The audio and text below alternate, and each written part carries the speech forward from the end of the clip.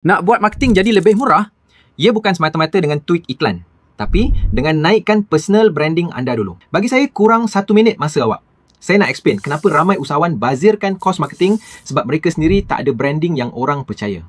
Kalau audiens dah kenal awak, dah percaya awak, conversion jadi jauh lebih senang. Bila trust tinggi, kos pelit jatuh. Tak payah explain panjang lebar sebab video awak sendiri dah jadi salesperson. Bila audiens familiar dengan wajah dan suara, mereka lebih mudah klik, lebih mudah beli. Tapi kalau muka tak pernah muncul, brand tak ada connection, iklan awak pun akan struggle nak perform. Trust dapat turunkan kos marketing. Trust datang dari konten. Konten datang dari personal branding. Usahawan yang bijak, dia muncul, dia bercakap, dia engage. Nak marketing jadi lebih murah, branding kena jadi lebih kuat.